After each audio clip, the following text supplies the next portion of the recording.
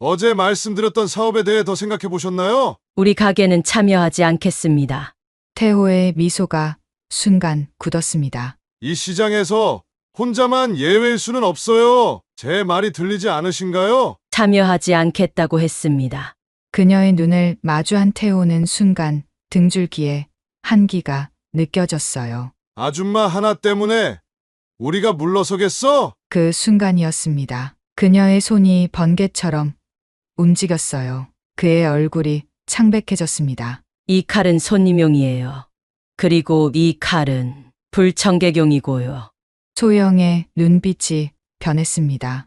야! 태호의 동료 중 한 명이 비명을 질렀습니다. 이 사연의 주인공 소영이 이 문제를 어떻게 해결해 나가는지 끝까지 지켜봐 주세요. 보고 들으시면서 계신 지역을 댓글로 남겨주세요. 새벽 5시 남대문 시장은 이미 생명의 숨결로 가득 차 있었습니다. 상인들의 분주한 발걸음, 트럭에서 내려지는 상품들의 소리, 그리고 아직 어둠이 가시지 않은 하늘 아래 켜진 형광등 불빛들이 어우러져 하루를 시작했어요. 소영은 소영인의 한우 간판 아래서 무거운 셔터를 올렸습니다. 50대 후반의 그녀는 쇠고기 냄새가 밴 앞치마를 매면서 가게 안으로 들어섰어요. 손에 묻은 핏물도 개의치 않는 그 손길은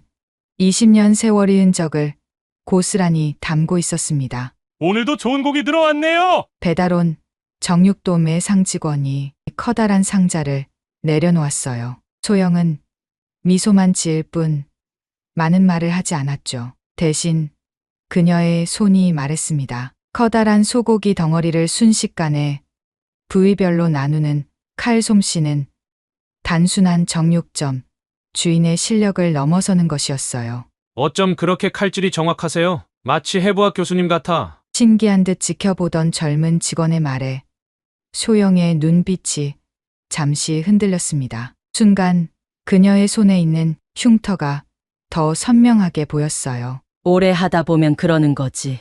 별거 아니에요.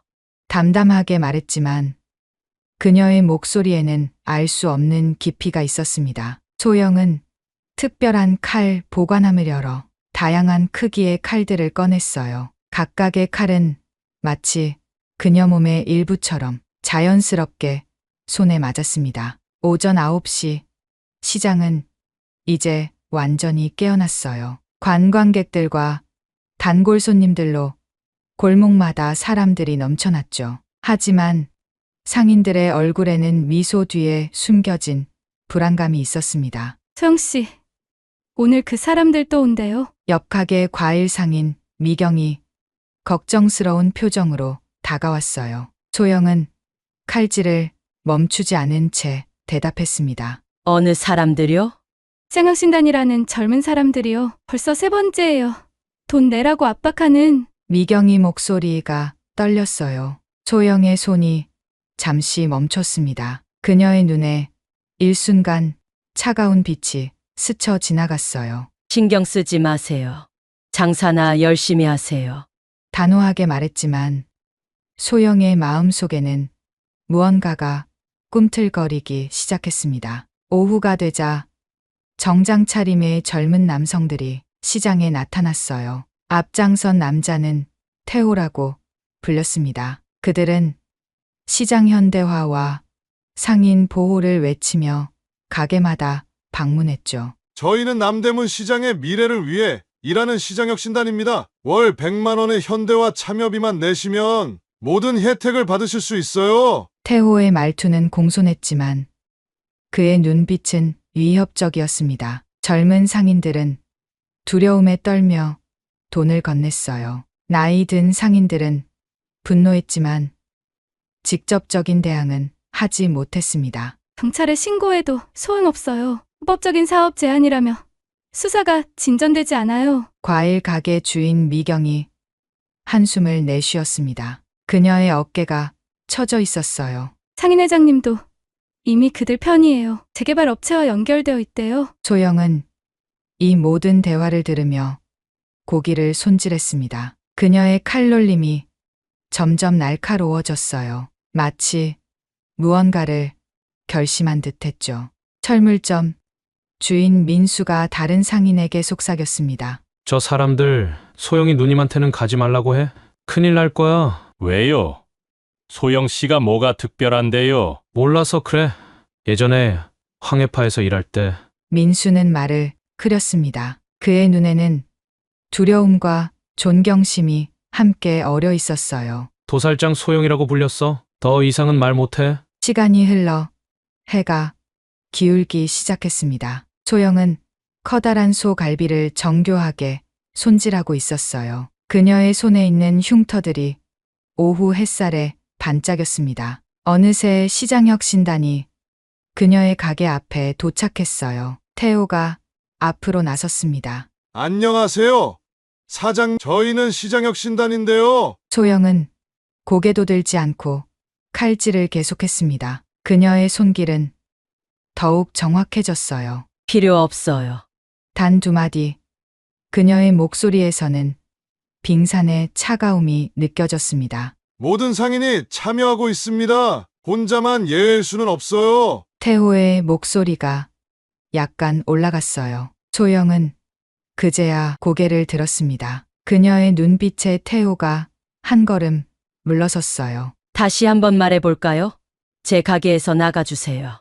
소영의 손에 들린 칼이 햇빛에 번쩍였습니다. 주변이 갑자기 조용해졌어요. 시장의 소음 속에서도 이상하게 그들만의 공간이 생긴 것 같았습니다. 태호는 당황했지만 체면을 유지하려 했어요. 그의 등 뒤로 동료들이 불안한 눈빛을 교환했습니다. 내일 다시 오겠습니다. 좀 더 생각해 보세요. 태호가 뒤돌아가려는 순간 소영의 칼이 도마를 강하게 내리쳤어요. 그 소리에 태호의 어깨가 움찔했습니다. 내일도 모레도 영원히 오지 마세요. 소영의 말에는 결연함이 담겨 있었습니다. 그녀의 눈에서는 과거의 어둠이 서서히 깨어나고 있었어요. 태호와 일행이 떠난 후 소영은 특별한 칼 보관함을 열어 오래된 칼 하나를 꺼냈습니다. 20년 동안 열지 않았던 그 칼집에는 도살장 소영이라는 글자가 희미하게 새겨져 있었어요. 남대문 시장의 햇살은 서서히 사라지고 그림자가 길어졌습니다. 소영의 마음속에서도 오랫동안 숨겨두었던 그림자가 깨어나기 시작했어요. 다음 날 오후 시장은 평소보다 더 조용했습니다. 상인들의 웃음소리가 줄고 손님들을 부르는 목소리도 힘이 빠진 듯했어요. 소영은 그 이유를 알고 있었습니다. 시장혁 신단이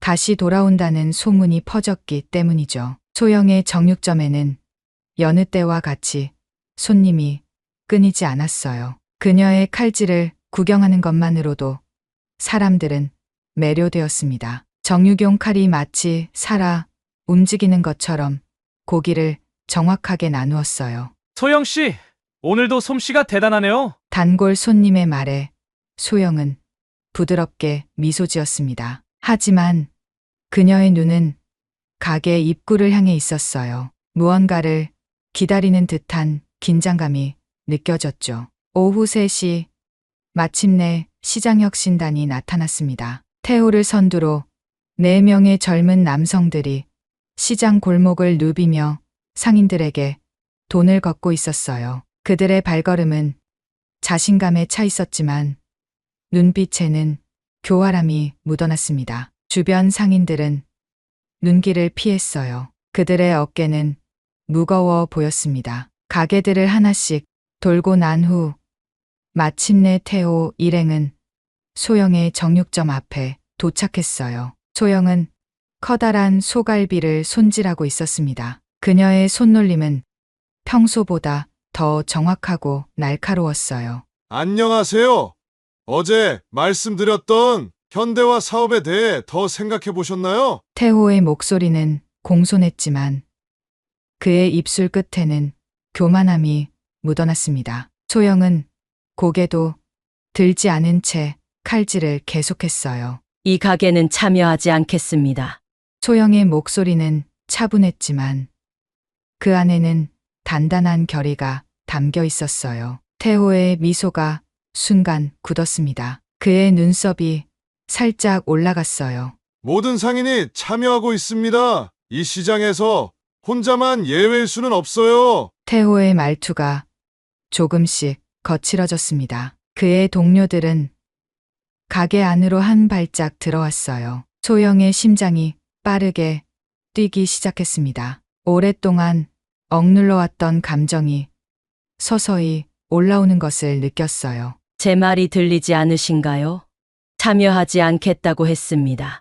소영이 칼을 잠시 내려놓았습니다. 그녀의 눈을 마주한 태호는 순간 등줄기에 한기가 느껴졌어요. 하지만 그는 동료들 앞에서 물러설 수 없었습니다. 아줌마 하나 때문에 우리가 물러서겠어? 태호가 동료들에게 속삭였어요. 그의 말에 용기를 얻은 듯 한 남자가 소영의 작업대 위에 놓인 고기를 손으로 가리켰습니다. 이런 식으로 고기를 판매하는 건 위생법에 위반될 수도 있어요. 현대화가 필요하다는 증거죠. 그 순간이었습니다. 소영의 내면에서 무언가가 확 풀리는 느낌이 들었어요. 20년 동안 묻어두었던 그 감각이 되살아났습니다. 그녀의 손이 번개처럼 움직였어요. 거대한 소 다리살이 순식간에 완벽하게 분해되었습니다. 뼈와 살이 정확히 분리되고 힘줄이 깔끔하게 끊어졌어요. 단 몇 초 만에 이루어진 작업의 태호 일행은 입을 다물지 못했습니다. 이게 어떻게... 태호의 목소리가 떨렸어요. 소영의 손목 움직임만으로 그가 만지려던 고기가 정교하게 분해된 것을 보고 그의 얼굴이 창백해졌습니다. 이 칼은 손님용이에요. 소영이 작업대 아래에서 더 큰 해체용 칼을 꺼내 들었습니다. 그 칼날에 햇빛이 반사되어 번쩍였어요. 그리고 이 칼은 불청객용이고요. 소영의 눈빛이 변했습니다. 그 순간만큼은 정육점 아주머니가 아닌 다른 사람이 된 것 같았어요. 태호의 다리가 저절로 뒤로 물러났습니다. 우리는 법적인 테두리 안에서 일하는 사람들이에요. 협박하면 경찰에 신고할 겁니다. 태호가 말했지만 그의 목소리에는 이미 패배감이 묻어났어요. 소영은 미소를 지었습니다. 그 미소가 더 무서웠습니다. 2번 말 안 합니다. 나가세요. 그녀의 말에는 어떤 타협의 여지도 없었어요. 태호가 끝까지 체면을 유지하려 했지만 소영이 갑자기 칼을 들어 나무 도마를 내리쳤습니다. 단번에 단단한 도마가 2 조각으로 쪼개졌어요. 으악! 태호의 동료 중 한 명이 비명을 질렀습니다. 주변에서 구경하던 사람들이 하나둘 모여들기 시작했어요. 소영의 정육점 앞이 순식간에 사람들로 가득 찼습니다. 멀리서 이 상황을 지켜보던 민수가 다른 상인들에게 신호를 보냈어요. 그들의 얼굴에는 복잡한 감정이 스쳐 지나갔습니다. 소영이 누님한테 손대면 큰일 난다니까. 민수가 작은 목소리로 말했어요. 그의 손에는 철물점에서 가져온 커다란 망치가 들려 있었습니다. 옆에 선 최대진은 약재상이었지만 그의 눈빛은 약초를 다루는 사람의 것이 아니었어요. 황해파의 도살장 소영이 20년 만에 칼을 드는구나. 대진의 말에 주변 상인들이 놀란 표정을 지었습니다.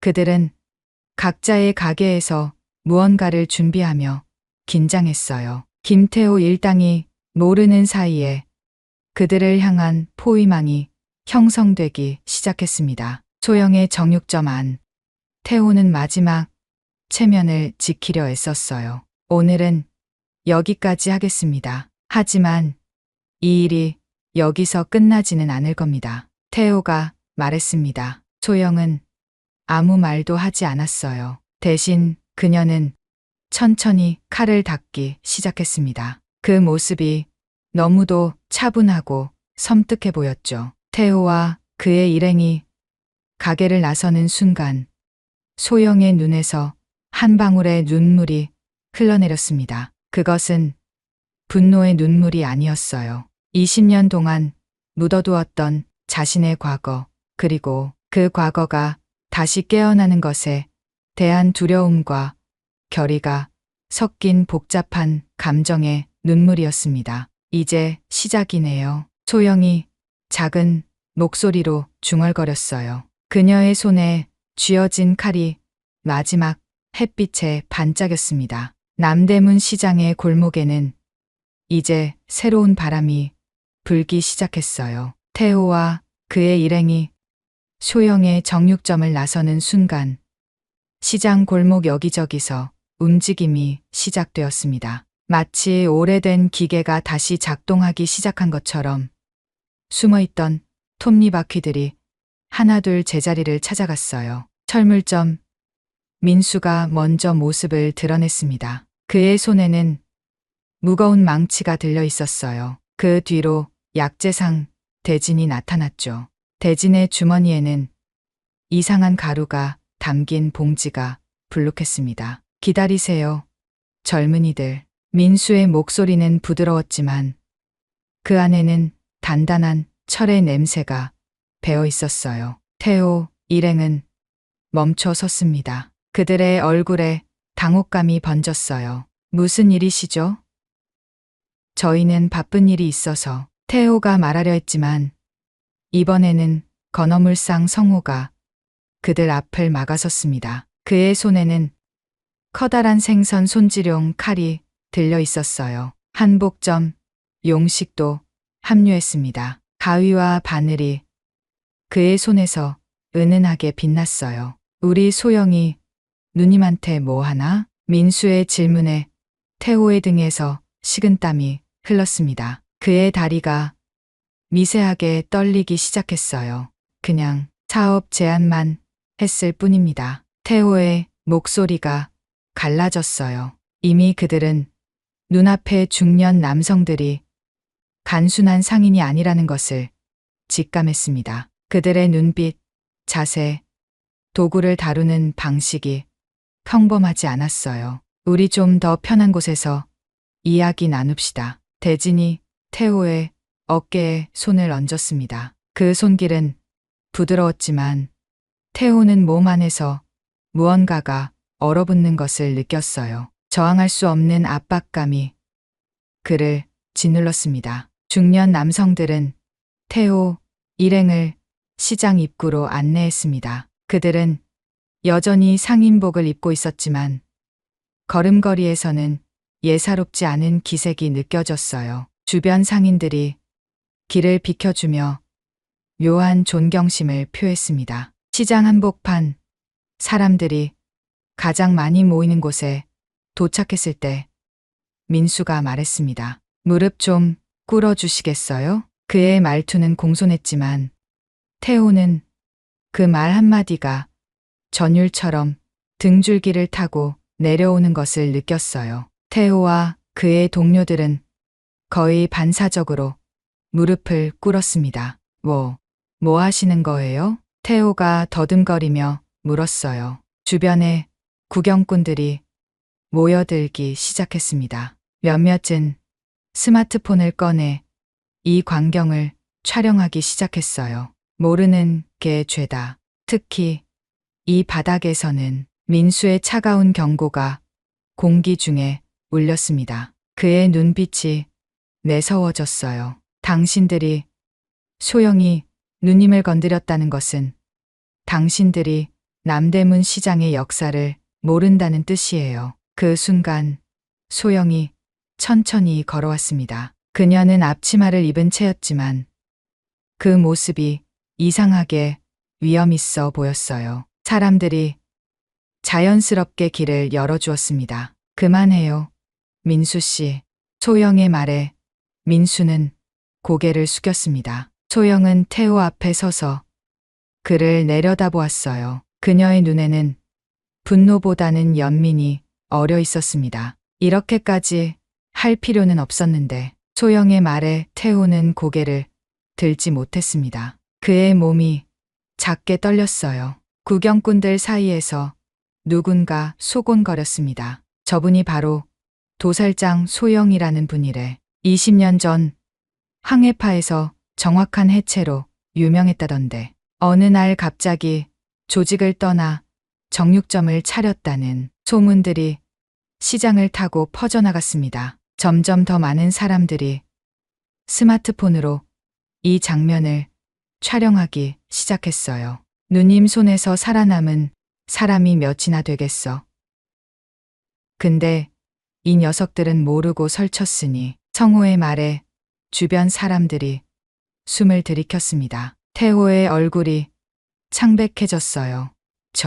저희는 정말 몰랐습니다. 진심으로 사과드립니다. 태호가 바닥에 머리를 조아렸습니다. 그의 동료들도 덩달아 고개를 숙였어요. 이 모든 광경이 실시간으로 SNS에 퍼지기 시작했습니다. 남대문 시장에 전설적인 아주머니가 나타났다라는 제목의 동영상이 순식간에 수천 회 공유되었어요. 사람들은 댓글을 통해 이 상황을 응원했습니다. 재개발 세력들 물러가라. 전통시장 지키자. 대기업 횡포 그만. 소식은 빠르게 확산되었습니다. 뉴스 기자들이 현장으로 몰려오기 시작했어요. 소영은 그 모든 관심이 부담스러운 듯 뒤로 물러났습니다. 당신들 경찰서에 자진 출두하세요. 그리고 다시는 이 시장에 얼씬도 마세요. 민수의 말에 태호와 그의 일행은 필사적으로 고개를 끄덕였습니다. 그들의 눈에는 공포와 후회가 뒤섞여 있었어요. 재개발 업체와의 연결을 모두 끊겠습니다. 진심으로 잘못했습니다. 태호가 떨리는 목소리로 말했습니다. 그의 말에 주변 상인들의 얼굴에 희망의 빛이 어렸어요. 소영은 이 모든 상황을 조용히 지켜보았습니다. 그녀의 마음속에는 복잡한 감정이 소용돌이쳤어요. 20년 동안 묻어두었던 과거가 다시 수면 위로 떠오른 것이 기뻤는지 슬펐는지 그녀 자신도 알 수 없었습니다. 태호 일행이 떠난 후 민수가 소영에게 다가왔습니다. 누님, 오랜만에 옛 실력을 보여주셨네요. 소영은 쓸쓸한 미소를 지었습니다. 난 아무것도 안 했어요. 그저 칼을 들었을 뿐이죠. 그녀의 목소리에는 담담함이 묻어났지만 눈빛에는 깊은 사연이 담겨 있었어요. 칼은 사람을 해치는 게 아니라 먹여 살리는 거예요. 그게 내가 20년 동안 배운 진짜 교훈이니까. 소영의 말에 민수와 다른 과거 동료들은 깊이 고개를 숙였습니다. 그들의 눈에는 존경과 이해의 빛이 어려 있었어요. 시장은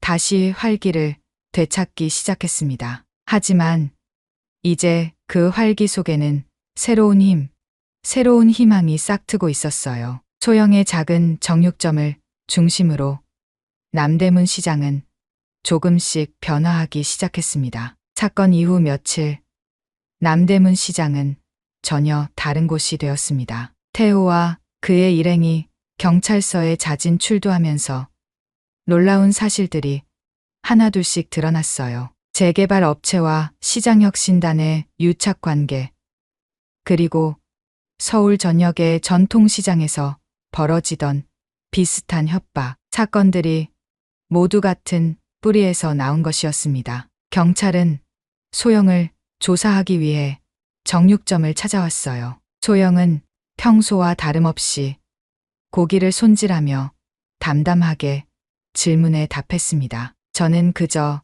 손님들에게 좋은 고기를 판매하고 싶었을 뿐이에요. 그들이 제 가게에 들어와 위협했고 저는 제 방식으로 대응했을 뿐입니다. 경찰관은 소영의 눈빛에서 진실을 읽었는지 고개를 끄덕였어요. 서류에 정당방위 수준의 대응이라고 적었습니다. 실례지만 정말 도살장 소영이셨습니까? 젊은 경찰관이 조심스럽게 물었어요. 소영의 손이 잠시 멈췄습니다. 그녀의 눈에 옛 기억의 그림자가 스쳐 지나갔어요. 그건 아주 오래전 이야기예요. 이제는 그냥 소영이네 한우의 소영일 뿐이죠. 그녀의 목소리는 부드러웠지만 그 안에는 더 이상 묻어둘 수 없는 과거의 무게가 느껴졌습니다. 언론에서는 남대문 시장 사건을 계기로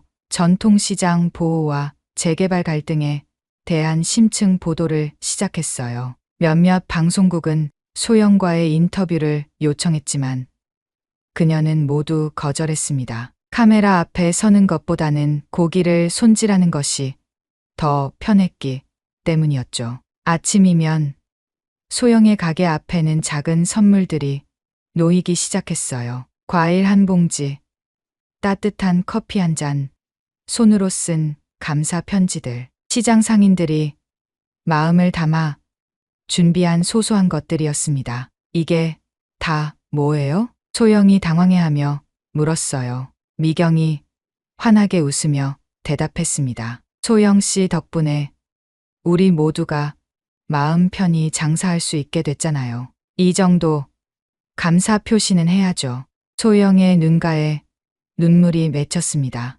20년 동안 묻어두었던 과거가 이렇게 새로운 형태로 인정받게 될 줄은 몰랐어요. 가슴 속에서 무언가가 따뜻하게 녹아내리는 느낌이었습니다. 상인회에서는 긴급 회의가 열렸어요. 새로 선출된 상인회장은 소영을 명예 고문으로 추대하자고 제안했습니다. 소영 씨는 우리 시장의 영웅입니다. 그분의 지혜와 용기가 우리 모두에게 필요해요. 회의장에 모인 상인들은 모두 박수로 동의를 표했어요. 하지만 소영은 고개를 저었습니다. 저는 그냥 고기나 팔고 싶을 뿐이에요. 명예 같은 건 필요 없습니다. 그녀의 겸손한 태도에 상인들은 더욱 감동했어요. 대신 시장보호위원회라는 이름으로 민수, 대진, 성호, 용식 등 황해파 출신 상인들이 중심이 된 비공식 모임이 만들어졌습니다. 시장을 찾는 사람들의 수가 급격히 늘어났어요. 전설의 아주머니를 만나러 왔다는 관광객들이 소영의 정육점 앞에 줄을 섰습니다. 그녀의 칼솜씨를 직접 보기 위해 사람들이 몰려들었어요. 저 사진 한 장만 찍어도 될까요? 소영은 이런 관심이 부담스러웠지만 손님들의 요청을 정중히 받아들였습니다. 그녀는 평소처럼 고기를 손질하며 가끔 미소를 지어주었어요. 하지만 그녀의 마음 깊은 곳에서는 이 모든 관심이 빨리 사그라들기를 바랐습니다. 이렇게 갑자기 유명해지니 어때요? 민수가 장난스럽게 물었어요. 소영은 한숨을 쉬었습니다. 정말 피곤해요. 그냥 고기나 팔고 싶을 뿐인데. 그녀의 솔직한 대답에 민수는 크게 웃었습니다. 그 웃음소리에 소영도 따라 웃었어요. 오랜만에 느끼는 가벼운 웃음이었습니다. 재개발 업체는 완전히 물러났습니다. 사회적 여론 악화와 불법 행위가 노출되면서 재개발 계획은 전면 백지화되었어요. 대신 시장 상인들과 협력하여 전통시장을 보존하면서도 현대적 편의시설을 도입하는 새로운 방향이 제시되었습니다. 소영 씨의 말씀처럼 전통과 현대가 조화를 이루는 방향으로 가야 해요. 상인회 회의에서 나온 이 말은 모든 상인들의 공감을 얻었어요. 소영의 철학이 시장 발전의 새로운 지표가 된 것입니다. 상인들은 자발적으로 시장 환경 개선 프로젝트를 시작했습니다. 낡은 간판을 교체하고 바닥을 깨끗이 청소하고 화장실을 개보수했어요. 모두가 한마음으로 움직이는 모습에 소영의 가슴이 뭉클해졌습니다. 민수의 제안으로 황해파 출신 상인들은 정기적인 모임을 갖기 시작했어요. 처음에는 어색했지만 차츰 과거의 추억을 나누며 웃음꽃이 피었습니다. 우리가 이렇게 정직한 상인으로 모일 줄 누가 알았겠어요. 대진의 말에 모두가 고개를 끄덕였어요. 소영은 이들과 함께하는 시간이 점점 더 소중하게 느껴졌습니다. 혹시 이제 우리도 진짜 상인이 된 걸까요? 소영의 조용한 질문에 민수가 따뜻한 눈빛으로 대답했습니다. 우린 이미 오래전부터 진짜 상인이었어요, 누님. 다만 그걸 인정하는데 시간이 좀 걸렸을 뿐이죠. 그의 말에 소영의 눈에 눈물이 고였어요. 그것은 슬픔의 눈물이 아니라 오랜 여정 끝에 마침내 집에 도착한 사람의 안도감이 담긴 눈물이었습니다. 젊은 상인들은 황해파 출신들에게 조언을 구하기 시작했어요. 특히 많은 청년 상인들이 소영에게 정육 기술을 배우고 싶어 했습니다. 제가 뭘 가르쳐 줄 수 있을까요? 소영이 겸손하게 물었지만 그녀의 눈빛에는 은근한 자부심이 깃들어 있었어요. 처음으로 그녀는 자신의 과거와 현재가 조화롭게 공존할 수 있다는 것을 느꼈습니다. 남대문 시장은 점점 더 활기를 찾아갔어요. 이제 그곳은 단순한 물건 사고 파는 곳이 아니라 사람들의 이야기와 정이 오가는 살아있는 공간이 되었습니다. 그리고 그 중심에는 평범한 정육점 아주머니, 아니 도살장 소영이라 불렸던 전설적인 여인이 있었어요. 남대문 시장에 가을이 찾아왔습니다. 단풍이 물들기 시작한 나무들 사이로 차가운 바람이 불었어요. 소영은 여느 때와 같이 새벽부터 가게 문을 열었습니다. 하지만 오늘은 어쩐지 공기가 달랐어요. 가슴 한구석이 간질거리는 느낌, 무언가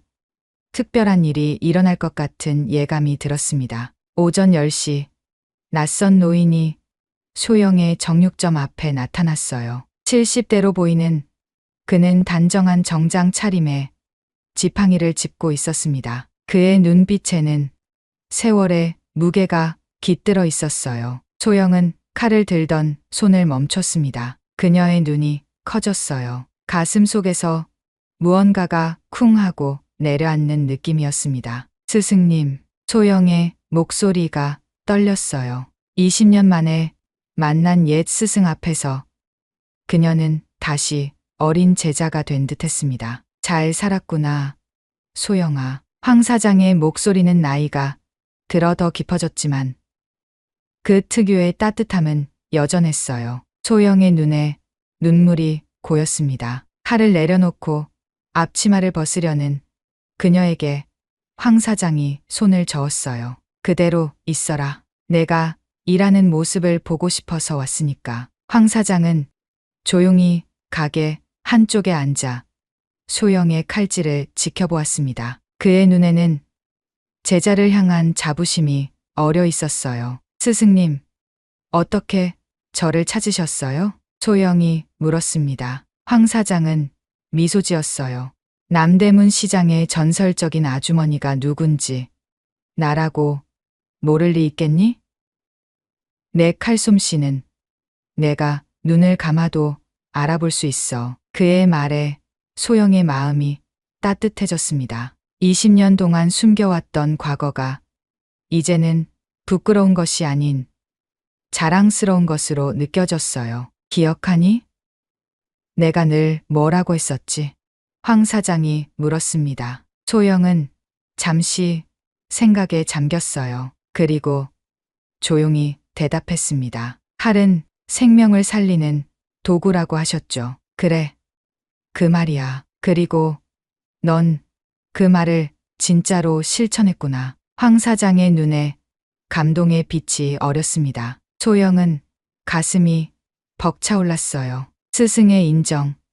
그것은 그녀가 20년 동안 은연중에 기다려왔던 것이었습니다. 그날 오후 민수가 다른 황해파 출신 상인들을 이끌고 소영의 가게를 찾아왔어요. 그들의 표정은 비밀스러웠습니다. 누님, 잠시 시간 좀 내주시겠어요? 보여드릴 것이 있어요. 민수의 말에 소영은 의아했지만 그들을 따라 나섰어요. 황 사장도 함께 했습니다. 그들은 소영을 시장 입구로 안내했어요. 시장 입구에는 커다란 천이 덮인 무언가가 있었습니다. 주변에는 많은 상인들이 모여 있었어요. 모두의 얼굴에 기대감이 어려 있었습니다. 이게 뭐예요? 소영이 물었습니다. 민수가 웃으며 천을 벗겼어요. 그 아래에는 아름다운 나무 현판이 있었습니다. 현판에는 칼은 남을 해치는 게 아니라 사람을 먹여 살리는 것이라는 글귀가 정성스럽게 새겨져 있었어요. 소영의 가슴이 뭉클해졌습니다. 그녀의 철학, 그녀의 삶의 방식이 이렇게 시장의 상징이 될 줄은 몰랐어요. 이건 제 말을 잇지 못하고 소영은 손으로 입을 가렸습니다. 눈물이 볼을 타고 흘러내렸어요. 소영 씨의 말씀이 우리 모두의 좌우명이 되었어요. 미경이 부드럽게 말했습니다. 주변 상인들이 모두 고개를 끄덕였어요. 이 현판은 남대문 시장 입구에 걸릴 거예요. 모든 사람들이 볼 수 있도록요. 민수의 설명에 상인들이 박수를 쳤습니다. 소영은 황 사장을 바라보았어요. 그의 눈에도 감동의 눈물이 고여 있었습니다. 그 후로 소영의 가게는 여전히 정육점이었지만 이제는 살리는 기술의 상징이 되었어요. 요리 전문가들이 찾아와 정육 기술을 배우고 싶어 했고 젊은 상인들은 그녀에게 조언을 구했습니다. 처음에는 쑥스러웠지만 소영은 점차 가르치는 일에 즐거움을 느꼈어요. 그녀의 손에서 배운 젊은이들이 하나둘 자신만의 가게를 열기 시작했습니다. 기술은 혼자 갖고 있으면 의미가 없어요. 나눌수록 더 빛나는 법이죠. 소영이 제자들에게 자주 하는 말이었습니다. 그녀의 눈빛에는 이제 자신감과 평화가 공존했어요. 과거 황해파 출신들은 각자의 분야에서 시장을 지키는 보호자 역할을 했습니다. 민수의 철물점, 대진의 약재상, 성호의 건어물상, 용식의 한복점은 시장의 든든한 기둥이 되었어요. 젊은 상인들과 기성 상인들 간의 세대 갈등도 자연스럽게 해결되었습니다. 전통과 현대가 조화를 이루는 새로운 형태의 시장 문화가 정착되기 시작했어요. 우리 시장이 재개발이 아닌 재생의 모델이 되었다는군요. 다른 지역에서 온 상인회 대표가 감탄했습니다. 소영은 그저 미소 지을 뿐이었어요. 그녀에게는 이런 칭찬보다 매일 아침 시장에서 만나는 사람들의 웃음이 더 소중했습니다. 가을이 깊어가던 어느 날 황 사장이 소영을 찾아왔어요. 그는 이제 떠날 시간이라고 했습니다. 이제 내가 진정한 스승이 되었구나. 황 사장이 소영의 어깨를 토닥였습니다. 소영의 눈에 눈물이 고였어요. 스승님이 아니었다면 저는 지금도 어둠 속에 있었을 거예요. 소영이 고개를 숙였습니다. 황 사장은 따뜻한 눈빛으로 그녀를 바라보았어요. 이제 진짜 자유로워졌니? 황 사장의 질문에 소영은 잠시 생각했습니다. 그리고 고개를 끄덕였어요. 네, 이제야 진짜 자유로워진 것 같아요. 더 이상 숨지 않아도 도망치지 않아도 되니까요. 그녀의 목소리에는 깊은 평화가 깃들어 있었습니다. 황 사장은 만족스러운 미소를 지었어요. 기억해라, 소영아. 전설은 끝나는 게 아니라 새롭게 시작되는 거야. 황 사장의 말에 소영은 가슴이 따뜻해지는 것을 느꼈습니다. 그의 지팡이 소리가 멀어지는 것을 바라보며 그녀는 생각했어요. 자신의 새로운 전설이 이제 막 시작되었다고. 다음 날 아침 소영은 평소보다 일찍 가게 문을 열었습니다. 가을 햇살이 시장 골목을 따스하게 비추었어요. 시장에서 울려 퍼지는 활기찬 소리들, 상인들의 웃음소리, 흥정하는 손님들의 목소리가 어우러져 아름다운 교향곡을 이루었습니다. 소영은 앞치마를 메고 칼을 들었어요. 그녀의 손놀림은 여전히 정확했지만 이제 그 움직임에는 새로운 의미가 담겨 있었습니다. 그것은 단순한 기술이 아니라 사람들을 위한 봉사, 삶을 풍요롭게 하는 예술이었어요. 소영 씨, 오늘도 좋은 하루 되세요. 지나가는 상인의 인사에 소영은 환하게 웃었습니다. 그녀의 가슴 속에는 이제 더 이상 어둠이 없었어요. 오직 따스한 햇살만이 가득했습니다. 남대문 시장의 전설은 계속되고 있었어요. 그리고 그 중심에는 도살장 소영이 아닌 소영인의 한우의 소영이 있었습니다. 평범하지만 특별한 상처가 있지만 그 상처를 통해 더 강해진 진정한 전설의 주인공이요. 그때였습니다. 옆방에서 들려오는 여성의 목소리가 그의 귀를 사로잡았습니다. 민우의 심장이 빠르게 뛰기 시작했습니다. 그 목소리는 너무나 익숙했습니다. 40년 넘게 함께한 아내 지연의 목소리와 흡사했습니다. 혼란스러웠죠.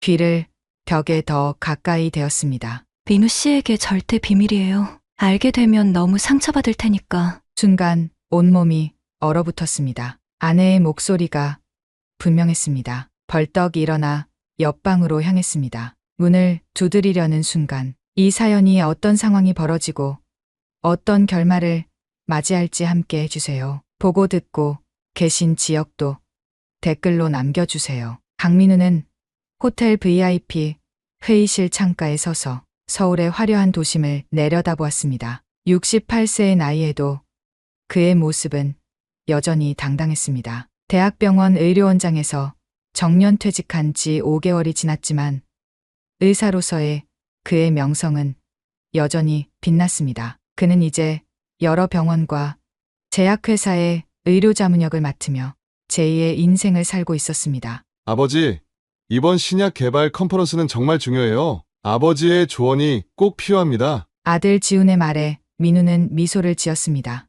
36세의 지훈은 글로벌 제약회사 GSK의 한국지사에서 연구개발팀장을 맡고 있었습니다. 아버지의 발자취를 따라 의학의 길로 들어선 아들이 자랑스러웠습니다. 걱정 마. 내가 할 수 있는 한 최선을 다할게. 회의 시작까지는 아직 30분이 남아 있었습니다. 민우는 자료를 검토하며 마음을 가다듬었습니다. 그때였습니다. 옆방에서 들려오는 여성의 목소리가 그의 귀를 사로잡았습니다. 림프종의 최신 치료법은 표적 면역요법이에요. 특히 이 특수 약물 임상시험은 상당히 유망하다고. 민우의 심장이 빠르게 뛰기 시작했습니다. 그 목소리는 너무나 익숙했습니다. 30년 넘게 함께한 아내 지연의 목소리와 흡사했습니다. 하지만 아내는 오늘 친구와 만난다고 했을 텐데 혼란스러웠습니다. 그는 귀를 벽에 더 가까이 대었습니다. 이 치료법에 대해서는 민우 씨에게 절대 비밀이에요. 알게 되면 너무 상처받을 테니까요. 순간 민우의 온몸이 얼어붙었습니다. 아내의 목소리가 분명했습니다. 그리고 자신의 이름을 언급했습니다. 비밀? 어떤 비밀이 있다는 거지? 민우의 머릿속이 복잡하게 뒤엉켰습니다. 그는 벌떡 일어나 옆방으로 향했습니다. 문을 두드리려는 순간 뒤에서 익숙한 목소리가 들렸습니다. 민우, 오랜만이야. 건강해 보이는군. 민우는 깜짝 놀라 뒤를 돌아보았습니다. 오랜 친구인 윤호가 환한 미소를 지으며 그에게 다가오고 있었습니다. 윤호는 제약회사 연구소장으로 오늘 컨퍼런스의 주요 발표자였습니다. 윤호야. 반갑다. 민호의 목소리는 떨렸습니다. 그의 마음은 여전히 옆방에 가 있었습니다. 윤호는 그의 어깨를 두드리며 회의실로 이끌었습니다. 슬슬 시작할 시간인데 무슨 생각을 그렇게 하고 있었어? 민호는 억지로 미소를 지었습니다. 아냐, 그냥 발표 내용을 정리하고 있었어. 컨퍼런스가 시작되었지만 민호의 귀는 계속해서 옆방의 소리에 집중했습니다. 발표자의 말은 한쪽 귀로 듣고 한쪽 귀로 흘려보내는 것 같았습니다. 심장이 계속해서 불규칙하게 뛰었습니다. 무언가 크게 잘못되고 있다는 직감이 들었습니다. 강 원장님, 어떻게 생각하십니까? 갑작스런 질문에 민우는 현실로 돌아왔습니다. 모든 참석자의 시선이 그에게 쏠려 있었습니다. 죄송합니다. 다시 한번 질문해 주시겠어요? 2시간의 긴 회의가 끝나고 민우는 서둘러 자리에서 일어났습니다. 옆방으로 가는 발걸음이 무거웠습니다. 무슨 일이 벌어지고 있는지 알아야 했습니다. 옆방 문 앞에 서자 손이 떨렸습니다. 문을 두드리려던 그 순간 문이 열렸습니다. 지연의 오랜 친구 소영이 나왔고 그 뒤로 지연을 닮은 낯선 여성이 따라 나왔습니다. 민우의 눈이 커졌습니다. 그 여성은 지연과 너무 닮아 있었습니다. 마치 쌍둥이처럼 보였습니다. 하지만 약간 더 젊어 보였고 눈매가 조금 달랐습니다. 강 원장님, 여기서 뵐 줄은 몰랐네요. 소영이 당황한 표정으로 말했습니다. 그 순간 복도 끝에서 지연과 지훈이 걸어오고 있었습니다. 민우의 시선이 아내에게 고정되었습니다. 지연은 낯선 여성을 보자마자 창백해졌습니다. 그녀의 손에 들고 있던 가방이 떨어졌고 복도에 쿵 소리가 울렸습니다.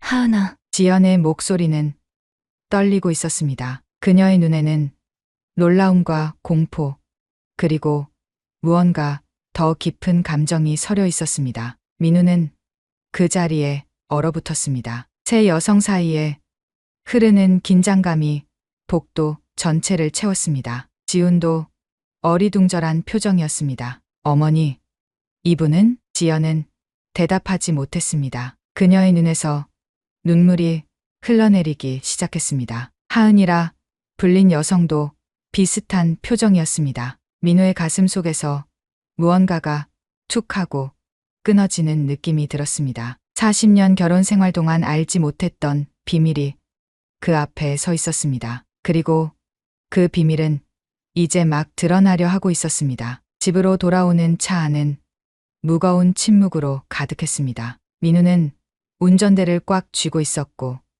지연은 창밖만 바라보았습니다. 지우는 다른 일정이 있다며 먼저 자리를 떴습니다. 아마도 부모님의 불편한 대화 시간을 피하고 싶었던 것 같았습니다. 아파트 현관문을 열고 들어서자 민우의 가슴이 더욱 답답해졌습니다. 40년 동안 함께 살아온 공간이 갑자기 낯설게 느껴졌습니다. 신발을 벗는 동안에도 지연은 한마디도 하지 않았습니다. 거실에 앉은 민우는 마침내 입을 열었습니다. 설명해 줄 수 있겠어요? 그의 목소리는 떨렸지만 침착함을 유지하려 노력했습니다. 의사로서 평생을 감정을 억누르며 살아온 습관이었습니다. 지연은 깊은 한숨을 내쉬었습니다. 그녀의 손가락이 소파 팔걸이를 꽉 쥐었다 놓기를 반복했습니다. 하은이는 내 이복 동생이에요. 민우의 눈이 커졌습니다. 40년 결혼 생활 동안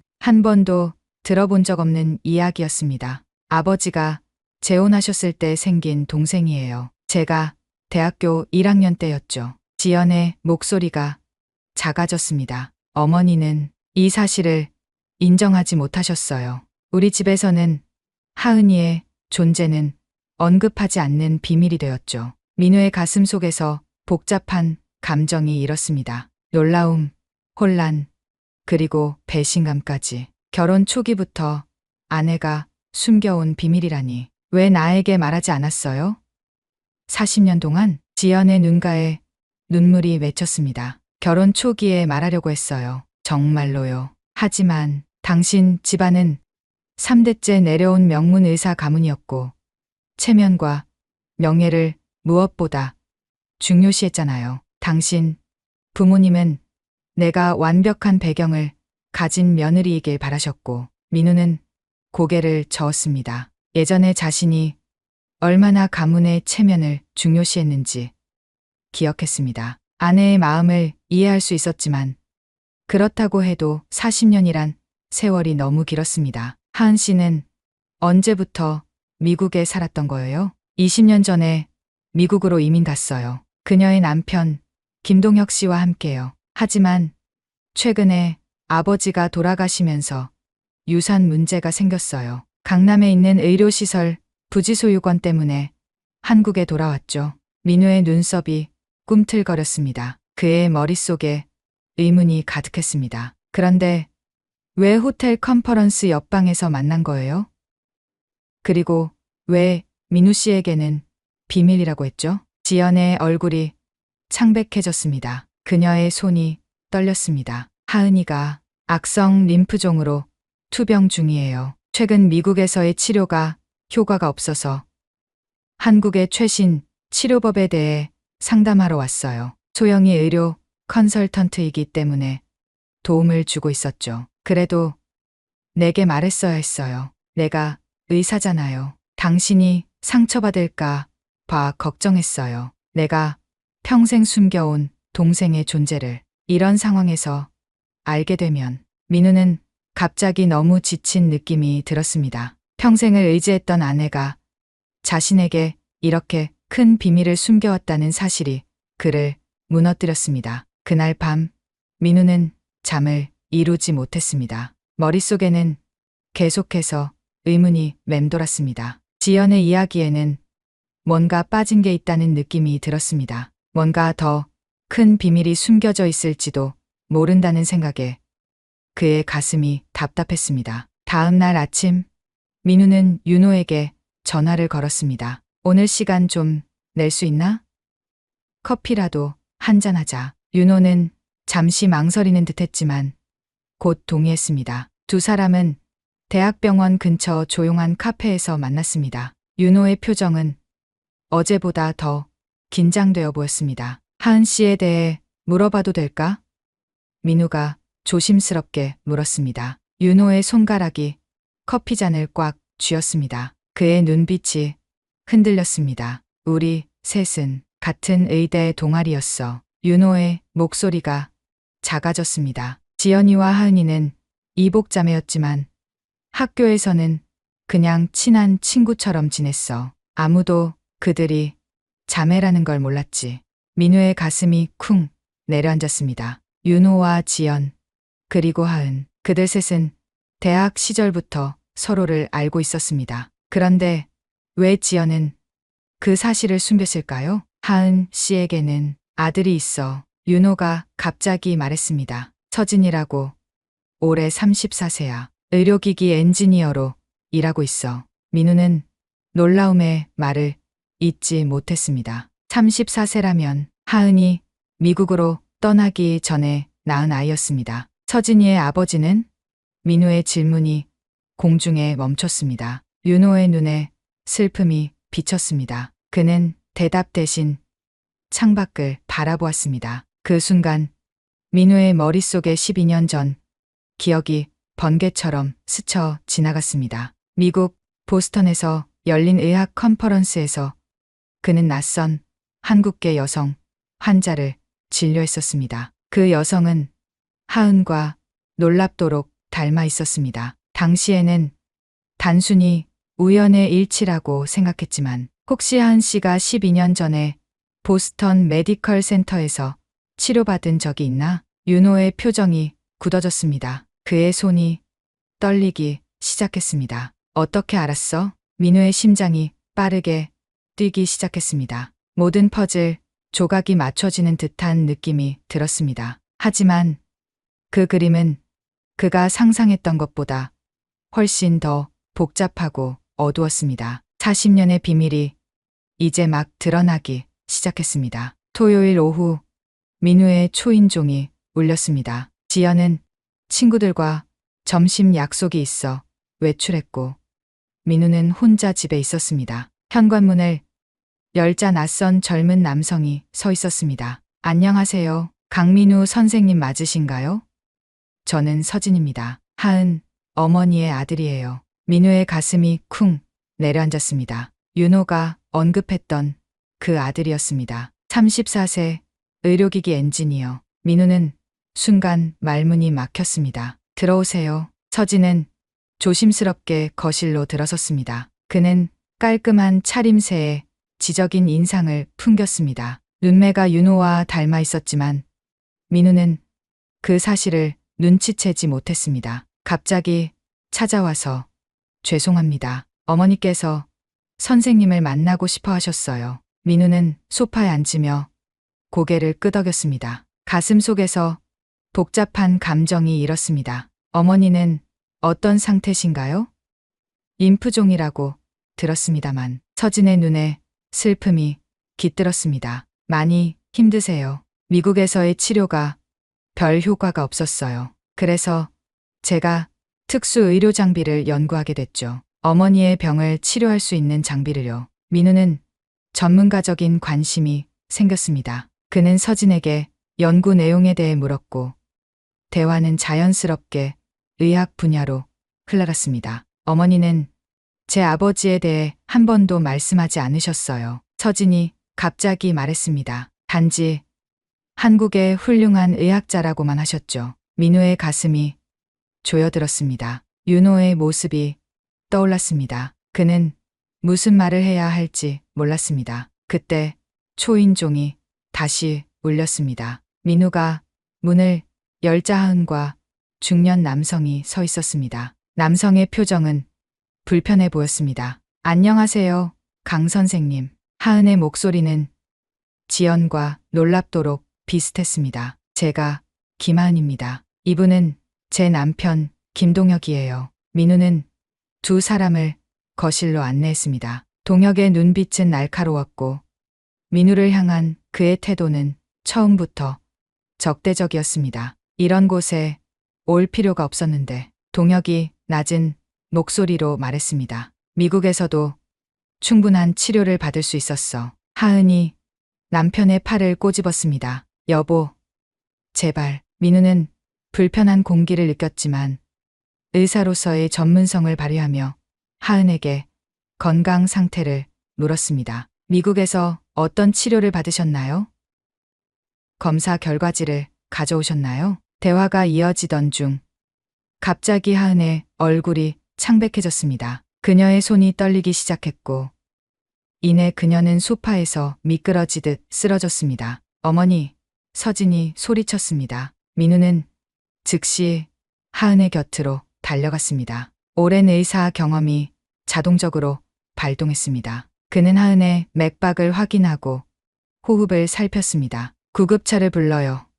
민우가 서진에게 지시했습니다. 하은이 병원으로 이송되는 동안 민우는 그녀의 곁을 지켰습니다. 응급실에 도착하자 의료진이 하은을 맞이했고 민우는 자신의 신분을 밝히며 검사 과정에 참여했습니다. CT와 혈액 검사 결과가 나오자 민우의 눈이 커졌습니다. 하은의 상태는 단순한 림프종이 아니었습니다. 복합적인 증상을 보이고 있었고 특히 간 기능에 문제가 있었습니다. 이건 단순 림프종이 아닙니다. 간 기능 저하와 함께 염증 수치가 매우 높네요. 이전 치료가 오히려 상태를 악화시킨 것 같습니다. 동혁의 얼굴이 굳어졌습니다. 무슨 소리예요?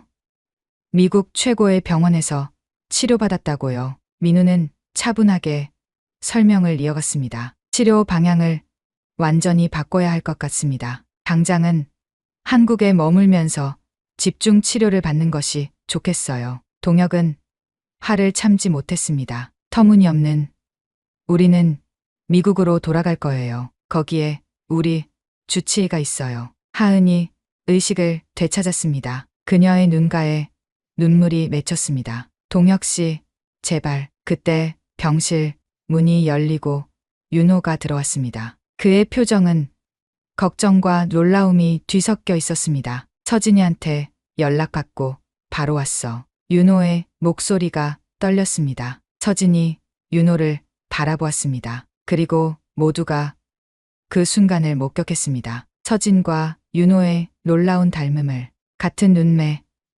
같은 입술 모양, 심지어 같은 손짓까지. 병실 안에 무거운 침묵이 흘렀습니다. 하은의 눈에서 굵은 눈물이 흘러내렸습니다. 그녀는 떨리는 손으로 윤호와 서진을 가리켰습니다. 서진아, 이분이 내 아버지야. 민우의 머릿속에서 천둥이 내리친 것 같았습니다. 윤호와 하은 사이에 아들이 있었다니. 그리고 그 비밀이 34년 동안 감춰져 왔다니. 서진의 얼굴이 하얗게 변했습니다. 윤호는 그 자리에 얼어붙은 듯 서 있었습니다. 동혁의 눈에는 분노가 가득했습니다. 모든 것이 한순간에 변했습니다. 40년의 비밀이 마침내 그 모습을 드러낸 것입니다. 병원 진료실에서 민우는 하은의 의료 기록을 꼼꼼히 살펴보고 있었습니다. 창밖으로는 늦은 밤에 어둠이 깔려 있었지만 민우의 눈은 빛났습니다. 40년간의 의사 생활에서 길러진 그의 직감이 무언가 이상하다고 외치고 있었습니다. 이건 말이 안 돼요. 민우는 미국에서 가져온 하은의 의료 기록과 검사 결과를 다시 한번 확인했습니다. 그의 손가락이 여러 페이지를 빠르게 넘겼습니다. 그의 눈썹이 점점 더 찌푸려졌습니다. 이건 명백한 오진이야. 하은의 상태는 단순 림프종으로 진단돼 왔지만 민우가 보기에는 그녀의 증상은 훨씬 더 복잡했습니다. 간 기능 이상, 비정상적인 혈액 수치, 그리고 면역 체계의 문제까지. 이 모든 것이 단순 림프종으로는 설명되지 않았습니다. 더 충격적인 발견은 치료 내역이었습니다. 동혁이 하은의 치료비를 최소화하고 있었다는 증거가 곳곳에 있었습니다. 저렴한 약물로 대체된 처방, 필수 검사의 생략, 그리고 최소한의 입원 일수. 민우의 가슴이 답답해졌습니다. 왜 동혁은 아내의 건강을 그렇게 소홀히 했을까요? 그의 머릿속에 불길한 예감이 스쳐 지나갔습니다. 다음 날 아침, 민우는 하은의 새로운 혈액 검사 결과를 받았습니다. 그는 결과지를 보는 순간 숨이 멈췄습니다. 그가 예상했던 것보다 상황이 더 심각했습니다. 그러나 동시에 그는 희망의 빛도 발견했습니다. 하은의 혈액에는 특이한 항체 반응이 나타났는데 이는 민우가 10년 전 개발에 참여했던 실험적 치료법이 효과적일 수 있다는 신호였습니다. 이거야, 이게 해답이 될 수 있어. 민우의 가슴이 빠르게 뛰었습니다. 그는 즉시 윤호에게 전화를 걸었습니다. 윤호야, 우리 당장 만나야 해. 하은 씨를 위한 치료법을 찾은 것 같아. 두 사람은 병원 근처 공원에서 만났습니다. 윤호의 얼굴은 지친 모습이었습니다. 눈 아래 다크서클이 짙게 내려앉아 있었습니다. 어제 서진이와 밤새 이야기했어. 윤호가 한숨을 내쉬었습니다. 34년 동안 아버지 없이 자란 아들에게 어떻게 설명해야 할지 너무 힘들었어. 민우는 친구의 어깨를 가볍게 두드렸습니다. 그리고 그는 하은의 의료 기록과 자신이 발견한 것들에 대해 설명했습니다. 하은 씨의 상태가 정말 심각해. 그런데 내가 개발했던 실험적 치료법이 도움이 될 수 있을 것 같아. 윤호의 눈에 눈물이 고였습니다. 정말? 그럼 하은이를 살릴 수 있다는 거야? 민우는 고개를 끄덕였습니다. 가능성이 있어. 하지만 우선 동혁 씨를 설득해야 해. 그가 하은 씨의 치료를 방해하고 있는 것 같아. 윤호의 얼굴이 굳어졌습니다. 그의 눈에서 슬픔이 분노로 변했습니다. 그럴 줄 알았어. 동혁은 처음부터 하은이의 건강보다 돈에 더 관심이 있었어. 민우는 의아한 표정으로 윤호를 바라보았습니다. 어떻게 그걸 알아? 윤호는 깊은 한숨을 내쉬었습니다. 그리고 마침내 과거의 이야기를 털어놓기 시작했습니다. 대학 시절 나와 하은이는 깊은 관계였어. 그런데 내가 중요한 의학 연구로 노벨상 후보에 오를 기회가 있었지. 하은이는 그 소식을 듣고 자신이 내 경력에 방해가 될까 봐 임신 사실을 숨긴 채 떠났어. 민우의 눈이 커졌습니다. 윤호의 목소리는 점점 떨려왔습니다. 나중에 알고 보니 하은이는 미국으로 가서 동혁을 만났어. 그는 한국계 미국인 사업가였지. 그들은 결혼했고 동혁은 서진이를 입양했어. 하지만 그게 다가 아니었어. 윤호의 말이 잠시 끊겼습니다. 그는 눈물을 참으려 애썼습니다. 하은이의 아버지가 남긴 유산이 상당해. 특히 강남의 의료 시설 부지는 엄청난 가치를 가지고 있어. 동혁은 처음부터 그 재산을 노리고 있었던 것 같아. 민우의 가슴에 분노가 치솟았습니다. 갑자기 모든 것이 명확해졌습니다. 동혁이 하은의 치료를 최소화했던 이유, 그가 한국에 오는 것을 꺼렸던 이유, 그리고 그가 민우와 윤호를 경계했던 이유까지. 하은 씨가 완치되면 동혁의 계획이 무산될 수도 있겠네. 윤호는 고개를 끄덕였습니다. 그날 오후 민우는 의료 윤리위원회에 보고서를 제출했습니다. 하은의 치료 결정권을 서진에게 넘기는 법적 절차를 시작한 것입니다. 어머니의 치료를 위해서라면 무엇이든 하겠습니다. 서진의 눈에는 결연한 의지가 담겨 있었습니다. 민우의 제안으로 하은은 그가 자문하는 병원의 특수치료 프로그램에 참여하게 되었습니다. 그녀의 상태는 서서히 호전되기 시작했습니다. 그러나 한밤중 병원 보안 카메라가 수상한 장면을 포착했습니다. 동혁이 하은의 병실로 몰래 들어가 링거 주사액을 만지작거리는 모습이었습니다. 민우는 보안 모니터를 보는 순간 얼음장처럼 차가워졌습니다. 환자를 위해 내가 발견한 모든 것이 가장 가까운 사람에 의해 파괴될 수도 있다는 사실이 정말로 끔찍하군요. 그의 눈에 결연한 의지가 빛났습니다. 이제 그는 하은을 지키고 동혁의 계획을 막아야 했습니다. 의사로서의 그의 직감은 결코 그를 배신하지 않았으니까요. 봄볕이 따스하게 비치는 병실에서 하은은 창가에 서 있었습니다. 한 달 전만 해도 침대에서 일어나기조차 힘들었던 그녀가 이제는 혼자 걸을 수 있게 되었습니다. 민우의 특수치료 프로그램이 놀라운 효과를 보인 것입니다. 선생님, 정말 감사드려요. 제가 다시 이렇게 일어설 수 있을 거라고는 생각도 못했어요. 민우는 미소를 지으며 고개를 끄덕였습니다. 그의 눈에는 전문가로서의 자부심과 사람을 살렸다는 깊은 감동이 어려 있었습니다. 치료가 효과를 보이고 있어 다행입니다. 하지만 아직 완전히 회복되려면 시간이 더 필요해요. 병실 문이 열리고 서진이 들어왔습니다. 그의 얼굴에는 환한 미소가 가득했습니다. 어머니, 좋은 소식이에요.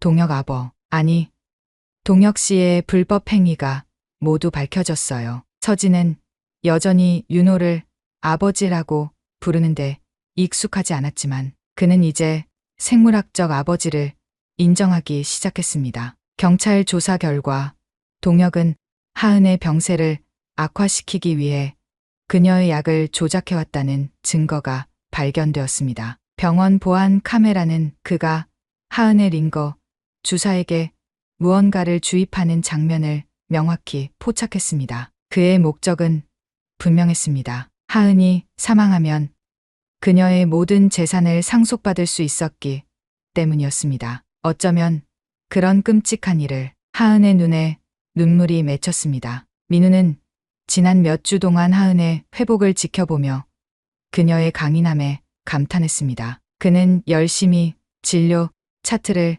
작성하고 있었지만 그의 마음은 이 복잡한 가족사에 깊이 연결되어 있었습니다. 오후에 윤호가 병실을 찾아왔습니다. 그의 팔에는 화사한 꽃다발이 안겨 있었습니다. 윤호의 눈빛은 40년 전의 젊은 의대생처럼 반짝였습니다. 하은아, 이제 모든 걸 다 이야기할 때가 된 것 같아.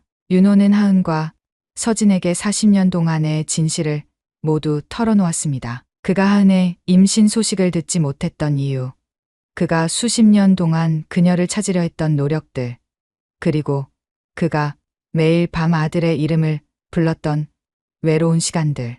용서해 줄 수 있겠니? 윤호의 목소리가 떨렸습니다. 하은은 천천히 고개를 끄덕였습니다. 그녀의 눈가에는 오랜 그리움이 서려 있었습니다. 나도 당신에게 진실을 말했어야 했어요. 그때 내가 좀 더 용기를 냈더라면. 민우는 이 장면을 조용히 지켜보다가 병실을 나왔습니다. 그들에게 사적인 시간이 필요하다고 느꼈기 때문입니다. 복도에서 그는 지연과 마주쳤습니다. 모든 게 잘 풀리고 있네요. 지연이 미소 지었습니다. 민우는 아내의 손을 꼭 잡았습니다. 40년 결혼 생활 동안 쌓인 신뢰가 다시 한번 그들을 이어주고 있었습니다. 당신이 하은 씨의 존재를 숨긴 것, 이제 이해해요. 가족은 때로 복잡하고 어려운 선택을 해야 하니까요. 일주일 후 모두가 예상하지 못한 일이 벌어졌습니다. 윤호가 병원 정원에서 하은에게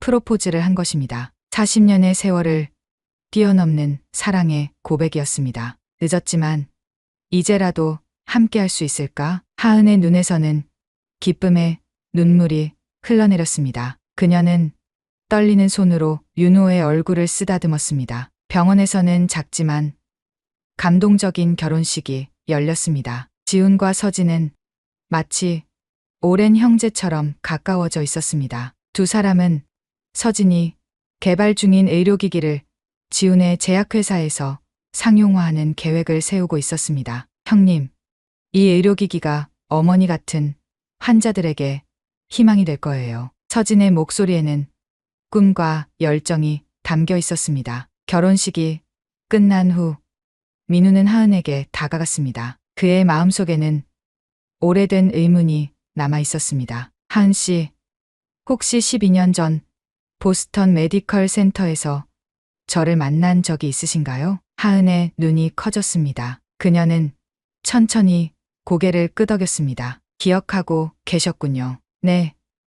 그때 선생님께서 저를 진료하셨어요. 당시 저는 초기 증상만 보였고 선생님이 더 정밀한 검사를 권하셨지만 동혁이 그것을 거부했어요. 민우의 가슴이 아팠습니다. 그때 좀 더 확실하게 진단했더라면 하은의 고통이 줄어들었을지도 모른다는 생각이 들었습니다. 정말 죄송합니다. 제가 더 적극적으로 진단했어야 했는데. 하은은 따뜻한 미소를 지으며 민우의 손을 잡았습니다. 아니에요. 선생님 덕분에 그때 제 상태가 더 악화되지 않았어요. 그리고 인연이란 참 신기한 것 같아요. 12년 전 그 만남이 오늘 우리를 여기로 이끌었으니까요. 한 달 후 민우의 은퇴 후 첫 의학 논문 발표회가 열렸습니다. 그 논문은 하은의 사례를 바탕으로 한 새로운 림프종 치료법에 관한 것이었습니다. 가족 모두가 참석했습니다. 발표가 끝난 후 민우는 창가에 서서 모인 사람들을 바라보았습니다. 지연과 하은은 자매처럼 나란히 앉아 있었고 윤호는 서진에게 무언가를 열심히 설명하고 있었습니다. 지우는 그의 옆에서 열심히 메모를 하고 있었습니다. 민우의 마음이 따뜻해졌습니다. 때로는 우연히 들린 목소리가 한 가족의 인생을 바꾸고 잃어버린 40년의 시간을 되찾게 할 수 있구나. 이제 그들은 새로운 시작을 맞이했습니다. 미국과 한국을 오가며 함께할 새로운 삶, 그리고 늦게 찾은 행복. 민우는 호텔 회의실에서 우연히 들었던 그 목소리가 결국 이 모든 것의 시작이었음을 생각하며 미소 지었습니다. 그는 깊은 감사함을 느꼈습니다. 의사로서의 전문성이 가족의 상처를 치유하는데 도움이 되었다는 사실에, 그리고 인생의 늦은 시기에 이런 값진 경험을 할 수 있었다는 것에 이제 모든 비밀은 밝혀졌고 40년의 시간을 뛰어넘어 가족은 하나가 되었습니다. 이 사연을 통해 어떠신가요? 이런 특별한 사연은 아닐지라도 우리 곁에는 가족들이 있습니다. 함께 살든 각자 다른 곳에서 살든 가족이 하나 되기 위해서는 그만큼의 과정이 필요합니다. 그 과정에서 오해도 있을 수 있고 많은 눈물과 시간이 필요할 수 있지만 가족이 하나 될 때 우리는 참된 행복을 경험할 것입니다. 이 사연의 끝까지 함께 해주셔서 감사합니다. 좋아요와 구독 부탁드리고 다음에도 좋은 사연으로 찾아뵙겠습니다. 감사합니다.